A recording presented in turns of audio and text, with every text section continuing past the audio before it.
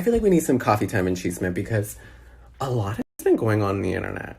Like, so much. And I was like, does this deserve a YouTube video? And I was like, actually, no. Like, y'all just need an explanation. I don't give about nobody else.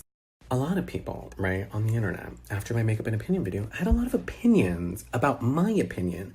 Which I'm like, okay, like, you can have an opinion about my opinion, but what you can't tell me is that my opinion is wrong because my opinion is based on facts, right? So when I had an issue with Tati's video is when she was talking about me being complicit in predatory behavior. And I was like, excuse me? What?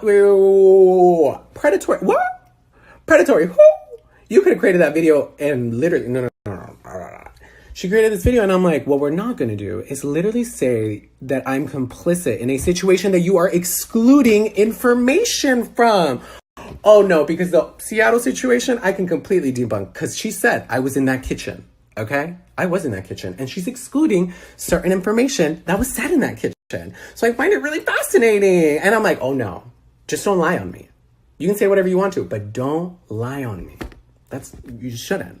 Okay, so when I watched PewDiePie's video, I was like, okay, I'm not crazy. This doesn't fucking make sense, right? Like, this doesn't make sense.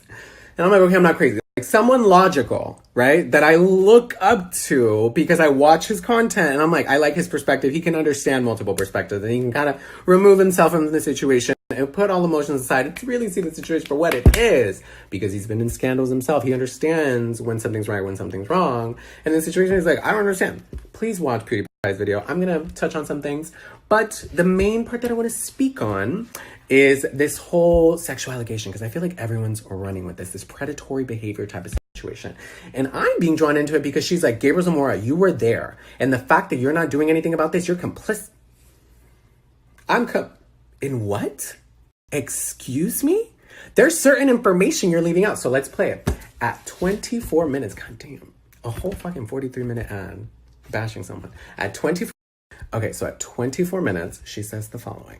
Enough. The last phone conversation that James Charles and I had, he said some things telling me about a situation that happened in Seattle at my birthday, and it literally made me want to vomit. Oh my God, you tried to trick a straight man into thinking he's gay yet again, and somehow you're the victim. You know, it's really disgusting to manipulate someone's sexuality, especially when they are still, emerging into adulthood and don't quite have everything figured out. You are using your fame, your power, your money to play with people's emotions. You're threatening to ruin them. You're threatening to embarrass them.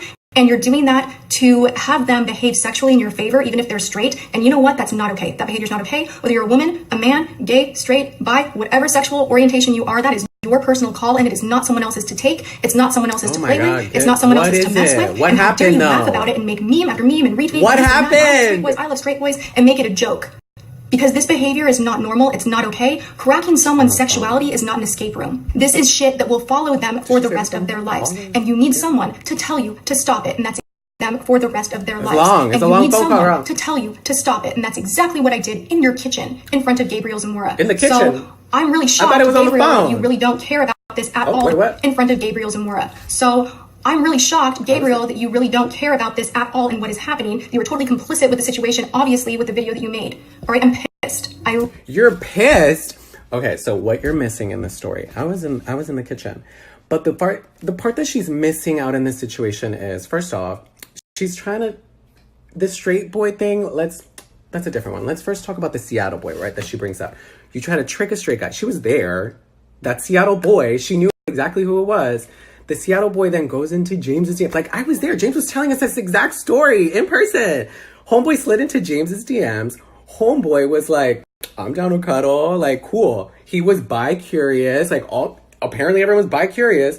He wanted to come up. He cuddled with James. Like, why aren't you stating?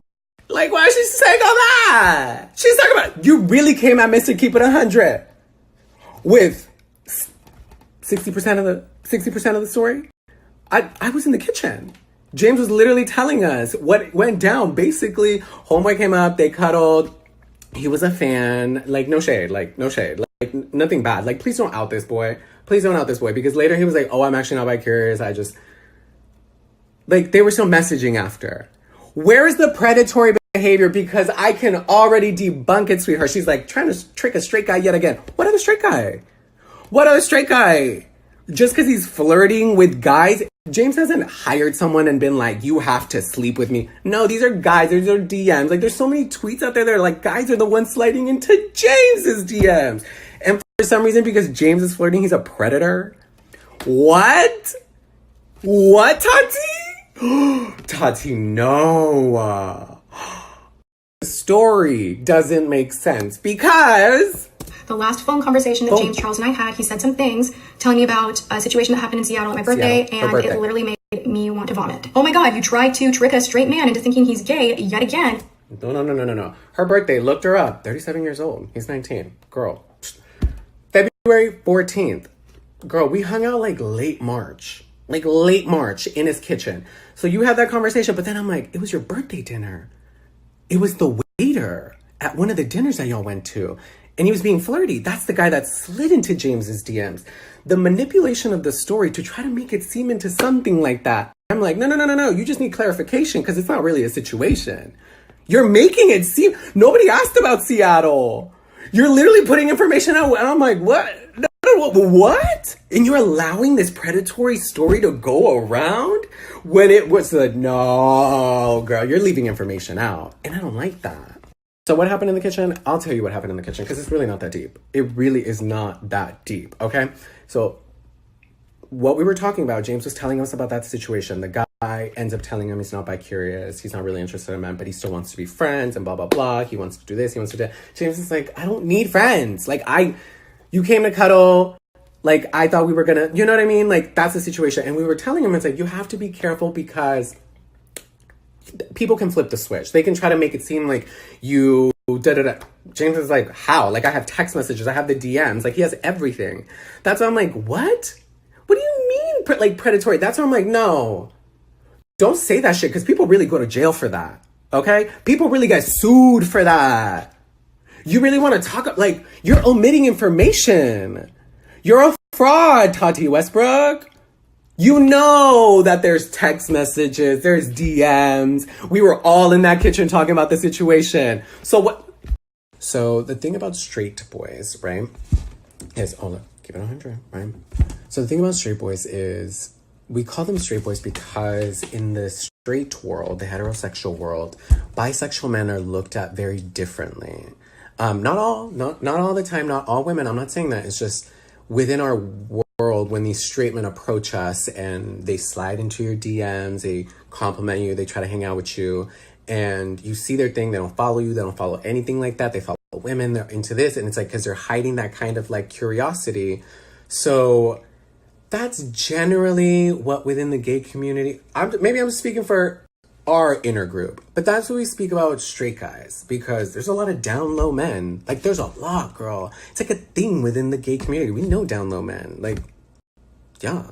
Like, there's a couple of straight guys, and I'm like, I don't want to call you bisexual, I don't want to call you gay. If you call yourself straight, cool, call yourself straight, but okay.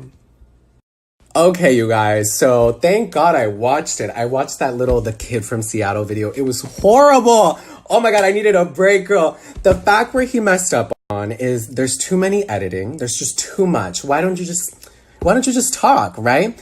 Also, I like how he included a recorded FaceTime of him and James. Basically just, were you talking to another guy when we were talking, but supposedly he's not bi-curious or he is straight. So then why are you calling James Charles before Tati Westbrook's video goes up?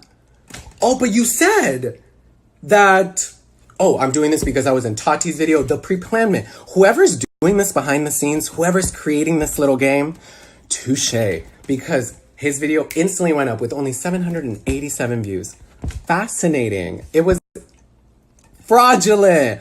Oh my God.